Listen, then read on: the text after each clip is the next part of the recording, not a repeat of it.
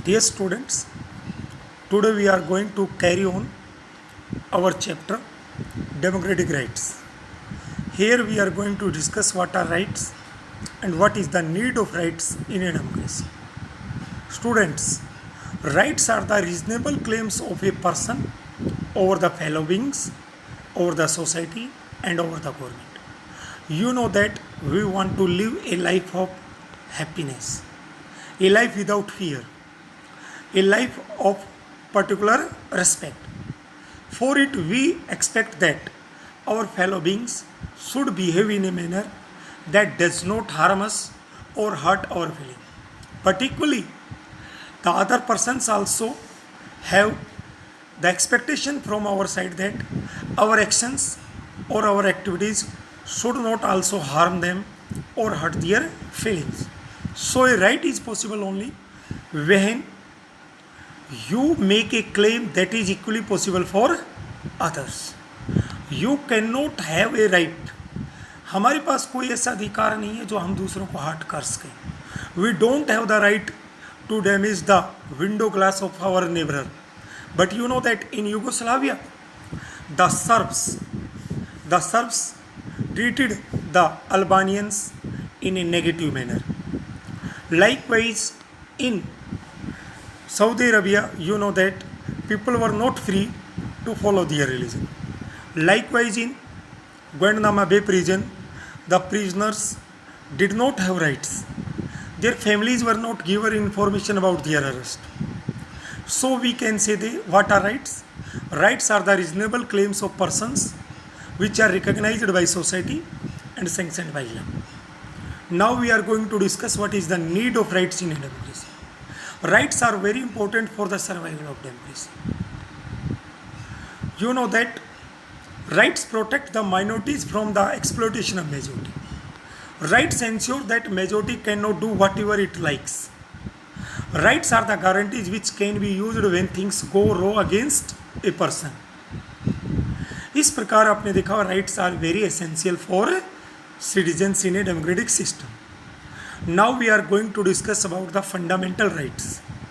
Dear students, fundamental rights in Indian Constitution are taken from the American Constitution. Fundamental rights are mentioned into the Part 3 of Indian Constitution. They are mentioned in Article number 12 or 235.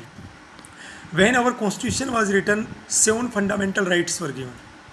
But in 1978, according to Amendment number 44, right to property was excluded, out कर दिया गया from the list of fundamental rights, and it was made a legal right, or you can say constitutional right. Dear students, now we are going to discuss right to equality. A right to equality is a fundamental right. It is mentioned into article number 14 to 18. According to article 14, there is rule of law. It means all people are equal before law. सभी लोग बराबर हैं. Even prime minister to a small farmer of the rural village. चाहे गांव का एक छोटा सा किसान.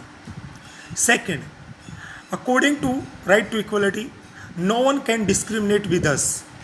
चाहे वो पब्लिक वेल हो फॉर टेकिंग वाटर, या पब्लिक टैंक हो फॉर टेकिंग वाटर, या पब्लिक बाथिंग घाट हो for taking bath, cinema hall वगैरह. No one can discriminate with us on the basis of male और female, on the basis of caste, race, religion और place of birth. Likewise, dear students, you know that there is some provision of reservation which you have studied in the previous chapter. Reservation for the physically handicapped, reservation for the women, reservation for SC, ST and SEBC. Sir ये reservation तो कहीं ना कहीं right to equality का violation है. No, this one is very necessary for maintaining the social equality. Next, according to article 17, untouchability is a punishable offense. It means people cannot be discriminated on the basis of caste. यदि ऐसा किया जाता है तो आपके ऊपर अपराध होगा, आपने अपराध किया, केस दर्ज होगा, पनिशमेंट मिलेगा. अकॉर्डिंग टू आर्टिकल 18, आर्टिकल 18 के तहत ब्रिटिशर्स ने इंडियंस को बहुत सारे टाइटल्स दिए थे जो उनके से खुश थे. According to article 18, these titles are banned.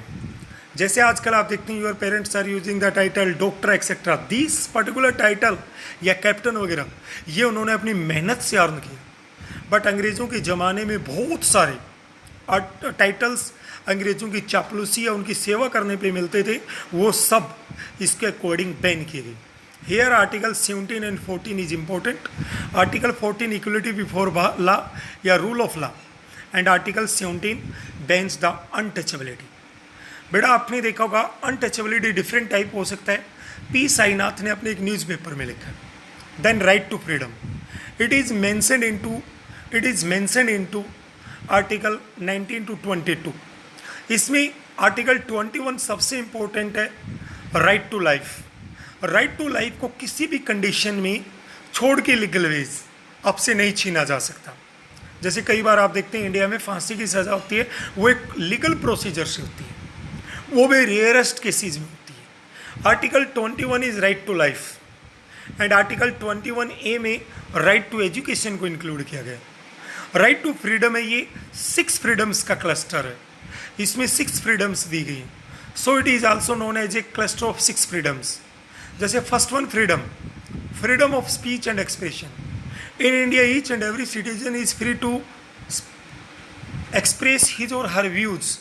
हमें अपने शब्दों को, अपने विचारों को कहने का अधिकार है, बट हमारे जो शब्द हैं, विचार हैं, ये दूसरों की फीलिंग्स को हर्ट ना करें, ये देश में कोई भड़काने वाली हरकत ना करें, लोगों को भड़काएंगे। Assemble in a peaceful manner. बेटा हमारे देश में each and every citizen has the right to assemble in a peaceful manner, to demonstrate in a peaceful manner. शांतिपूर्वक अपनी बात रख सकते हैं, धरना प्रदर्शन कर सकते हैं, बट उसमें हथियार नहीं होने चाहिए, जैसे लाठी, स्टिक्स वगैरह, वेपन्स नहीं होने चाहिए। Form associations and unions. People are free to form the political parties, unions, associations, जिसके द्वारा वो अपनी बातों को रख सकें। People are free to move freely throughout the country. हमारे देश में लोग बिना किसी रोक टोक के घूम फिर सकते हैं, बशर्ते समटाइम्स कुछ एक्टिविटीज़ बैन की जाती हैं, वो सभी के लिए होती हैं। जैसे कोरोना में आपने लॉकडाउन देखा था। Reside any part of the country. बेटा we are free to live any part of the country, चाहे वो हमारा घर हो, चाहे हम रेंट पे रहें। प्रैक्टिस एनी प्रोफेशन, हम कोई भी काम धंधा अडोप्ट कर सकते हैं, बशर्ते वो लीगल वे से वैलिड हो। जैसे ड्रग्स नहीं बेच सकते, शराब बेचने वाले लोग भी अपने लाइसेंस मैनेज करते हैं, हम कोई भी ऑक्यूपेशन, ट्रेड, बिजनेस कर सकते हैं। इस प्रकार आपने देखा citizens have the freedom to hold meetings, procession, जुलूस निकालना, रैली करना, डेमोन्स्ट्रेशंस करना, बट ये सब पीसफुल मैनर में हो। इसी प्रकार freedom to travel to any part of the country, आप देश के किसी भी हिस्से में जा सकते हैं, बट ये नहीं कि हम किसी के घर में चले जाएंगे बिना परमिशन, दीवार क्रॉस करके, दीवार को से फांद कर बिना परमिशन चले जाएंगे, ये गलत है। इसी प्रकार लाइफ और पर्सनल लिबर्टी आर्टिकल 21A कहता है, इसमें आपने देखा होगा कि आपके जीवन को कोई नहीं छीन सकता। कोई व्यक्ति अरेस्ट भी होता है, if a person is arrested, तो बेटा उसे अरेस्ट का कारण बनाया जाता है, उसको कस्टडी में रखने का कारण बताया जाता है कि why is arrested, why is detained. Arrest करने के विदिन 24 आवर्स उसे नियरेस्ट मजिस्ट्रेट के पास पेश किया जाता है और उसे अपने आप को इनोसेंट प्रूव करने के लिए, डिफेंड करने के लिए लॉयर वगैरह हायर करने की, इंगेज करने की परमिशन दी जाती है। वो अपने को ये प्रूव करने का उसे अपॉर्चुनिटी दी जाती है, चाहे वो जेल में ही क्यों ना रहे, कि ही इज इनोसेंट। कोर्ट में अपने आप को वो इनोसेंट है प्रूव करने का पूरा मौका मिलता है।